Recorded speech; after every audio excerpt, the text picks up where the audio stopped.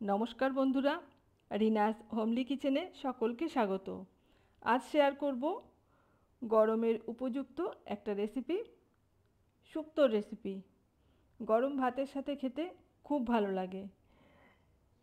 এখানে আমি এই শুক্তো বানানোর জন্য কিছু সবজি কেটে নিয়েছি। এখানে আছে পেঁপে, কাঁচা কলা, বিনস, গাজর, শিম, আলু, বেগুন, সজনে ডাঁটা আর নিয়েছি কয়েকটা উচ্ছে। সব কিছুকে আমি একই রকমভাবে কেটে খুব ভালো করে ধুয়ে রেখে দিয়েছি। এখন এই রান্নাটা করার জন্য কড়াই গরম করে দিয়ে দিলাম 2 চামচ সর্ষের তেল। তেল ভালো মতো গরম হয়ে গেলে এখানে আমি 7-8টা বিউলির ডালের বড়ি নিয়েছি। বড়িটাকে লালচে করে ভেজে নেব। বড়িটাকে 2-3 মিনিট নাড়াচাড়া করে ভালো করে ভেজে নিয়েছি। এখন তুলে একটা পাত্রে রেখে দিচ্ছি। এবার এই তেলের মধ্যে উচ্ছেটাকেও ভেজে নেব।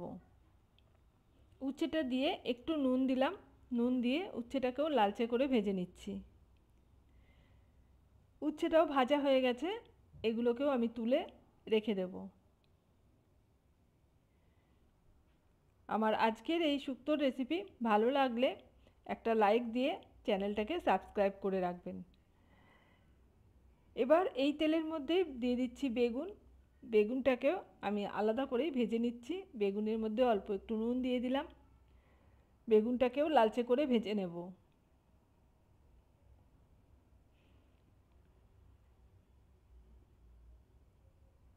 বেগুনও ভাজা হয়ে গেছে। বেগুনগুলোকেও এখন এই তেল থেকে তুলে আমি রেখে দিচ্ছি।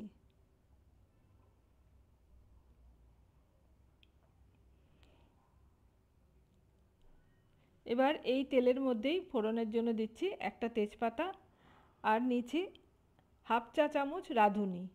রাঁধুনিটাকে আমি হাতের মধ্যে নিয়ে একটু ভালো করে ডলে নিয়ে তারপরে দেব, তাহলে রাঁধুনির গন্ধটা ভালো বেরোয়। তেলের মধ্যে দিয়ে দিলাম রাঁধুনি। এবার রাঁধুনিটাকেও একটু ভেজে নিচ্ছি।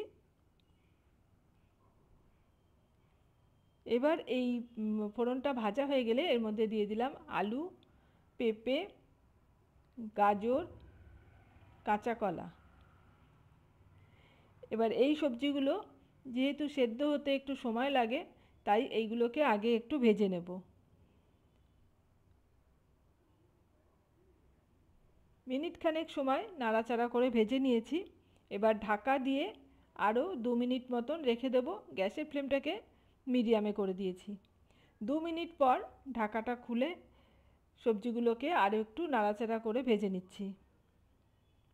এই সবজিগুলো ভালো মতো ভাজা হয়ে গেছে। এখন এর মধ্যে সজনে ডাঁটা, শিম আর বিনসটা দিয়ে দিচ্ছি। এবার এই সবজিগুলোকেও ভালো করে একসাথে ভেজে নেব।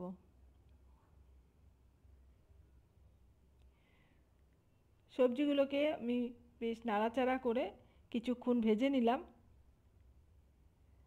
এবার দিয়ে দেব এখানে 1 চা চামচ নুন। নুনটা দিয়ে আবারও সবজিগুলোকে ভালো করে ভেজে নেব। এবার আবারও ঢাকা দিয়ে রাখবো 2-3 মিনিটের জন্য, যাতে সবজিগুলো ভালো মতন একটু নরম হয়ে যায়। ততক্ষণে আমি শুক্তোর মশলাটা রেডি করে নেব। এখানে একটা গ্রাইন্ডার জারের মধ্যে নিয়ে নিচ্ছি 1.5 চা চামচ সাদা সর্ষে আর নিচ্ছি 2-3 টুকরো আদা।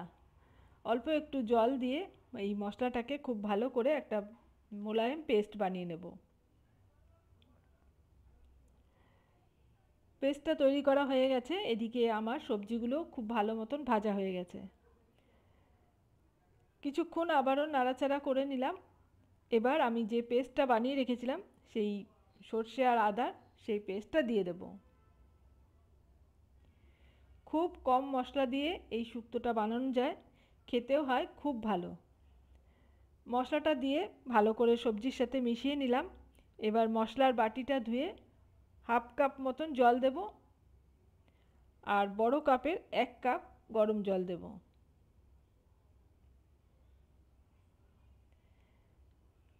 একটু নাড়াচাড়া করে নিলাম। এবার আমি 1 কাপ গরম জল দিয়ে দিচ্ছি। আবারও একটু ভালো করে নেড়ে মশলাটা মিশিয়ে নিলাম। এবার ঢাকা দিয়ে 5 মিনিট সেদ্ধ হওয়ার জন্য অপেক্ষা করব। 5 মিনিট পর ঢাকাটা খুলেছি, একটু নেড়ে চেড়ে নিয়ে আমি দেখে নেব সবজিগুলো সেদ্ধ হয়েছে কিনা।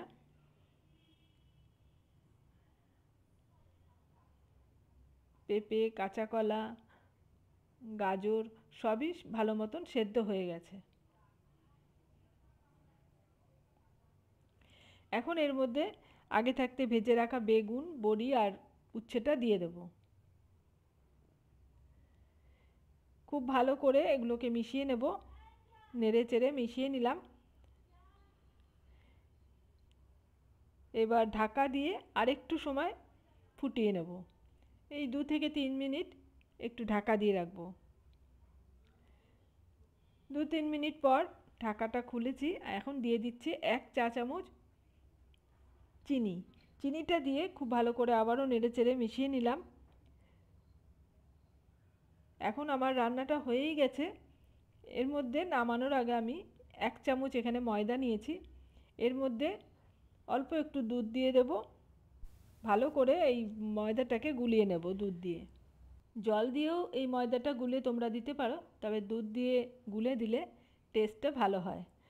ভালো করে ময়দাটা গুলে নিয়ে আমি দিয়ে দিলাম। এবার গ্যাসের ফ্লেমটাকে একটু হাই করে দিয়ে ফুটিয়ে নেব।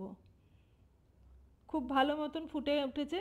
এবার অফ করে দিয়ে আমি ঢাকা দিয়ে 5 মিনিট স্ট্যান্ডিং টাইমে রেখে দেব। এবার একটা পাত্রে 5 মিনিট পর আমি তুলে নিচ্ছি। তৈরি হয়ে গেল আমার আজকের এই শুক্তো রেসিপি। তোমাদের কেমন লাগলো কমেন্টসে জানিও। আর গরম ভাতের সাথে এই শুক্তোটা খেতে খুব ভালো লাগে। তোমরা অবশ্যই একবার এইভাবে বানিয়ে দেখবে, আশা করছি তোমাদেরও ভালো লাগবে। আর রেসিপিটা ভালো লাগলে একটা লাইক দিয়ে দিও, বেশি বেশি করে শেয়ার করে দিও। আমার চ্যানেল এখনও সাবস্ক্রাইব করা না থাকলে চ্যানেলটা সাবস্ক্রাইব করে পাশে থাকা অল বাটনটা প্রেস করে রেখো, পরবর্তী ভিডিওর নোটিফিকেশান তোমাদের কাছে চলে যাবে। আজ এই পর্যন্ত, আবারও চলে আসবো অন্য কোনো রেসিপি নিয়ে।